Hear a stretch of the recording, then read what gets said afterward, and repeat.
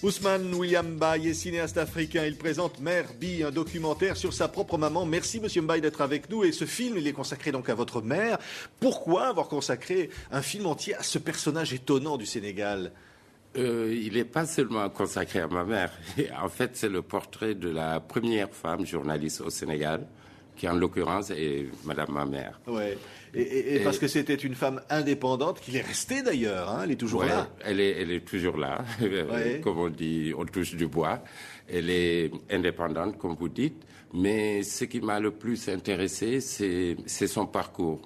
Voilà une femme qui a traversé 3 générations et qui a lutté pour l'émancipation des femmes, qui a innové dans la presse, qui a créé la première revue de femmes, et surtout qui a un esprit d'ouverture et de tolérance qui m'a un peu fasciné, je dois l'avouer. Voilà. Et 10 ans, on va le dire, de travail pour ce film. Annette Mbaye d'Erneville, on va voir des images, des extraits pendant qu'on parle ensemble de ce film, que l'on va pouvoir voir sur TV5 dès demain, donc partout dans le monde entier. Hein. Et elle s'est livrée à vous. Oui, elle s'est livrée à moi malgré elle, parce que pendant 10 ans, avec ma petite caméra vidéo, je l'ai filmée, et au début, elle me prenait pas au sérieux. Et c'est pour ça que j'ai eu des scènes et des séquences, j'ai 150 heures de rush, que personne d'autre ne pouvait avoir. Parce que vu la proximité et l'intimité, j'ai pu avoir des scènes vraies, on regarde fiction. D'ailleurs un extrait ensemble, regardez l'ambiance. Et la musique, c'est chacal, une hyène, un lionceau, des pins, des guenons. C'était une petite ménagerie qu'il avait. Qui m'ont élevé avec beaucoup d'affection, beaucoup de sévérité, mais une sévérité affectueuse.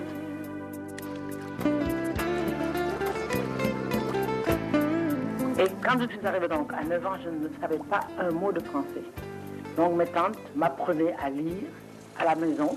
Et quand les gens sont étonnés de m'entendre aussi parler très bien Wolof, c'est dans le milieu mulâtre de Saint-Louis que j'ai aussi appris à parler ce Wolof-là.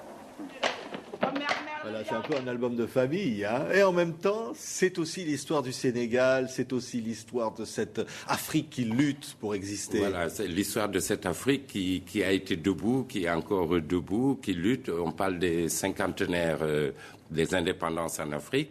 Eh bien, c'est cette génération d'hommes et de femmes, parce qu'elle n'est pas seule. C'est toute une génération qui l'ont fabriquée. Oui. Donc, ils ont une mentalité de battants. Jusqu'à présent, ils sont vieux et malades, mais ils continuent à y croire. Oui, c'est extraordinaire, c'est une force de vie, c'est un exemple de vie. Alors, elle va évidemment dans cette Afrique coloniale, elle va s'émanciper, hein, et elle va aller à Paris. Oui. Elle va découvrir pour la première fois que des femmes blanches peuvent lui servir à boire dans un café. Voilà, parce que du temps de la coloniale, l'image du blanc, c'était le dominant. Mais quand elle arrive à Paris dans les années 50 et qu'elle, avec les étudiants africains, ils se rendent compte qu'il y a des blancs qui balaient la rue, qui sont dans les cafés, et le plus important, il y a des blancs qui sont pas racistes.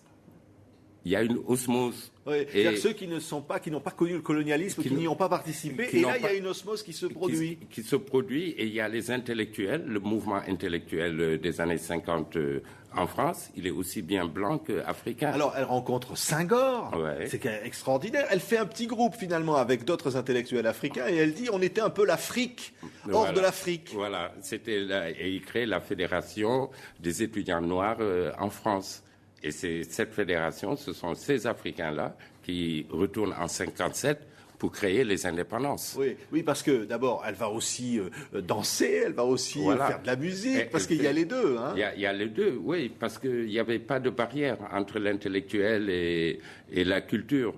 Et elle rencontre Montand, elle rencontre Signoret, Jean-Paul Sartre rencontre Senghor.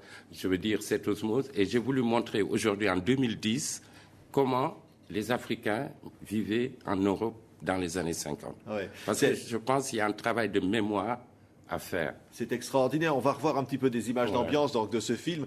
Et donc vous dites, à un moment donné, et avec d'autres, elle se sent la nécessité de rentrer justement au pays. pour apporter un peu Oui, parce qu'elle a un terme, elle dit « servir mon pays ».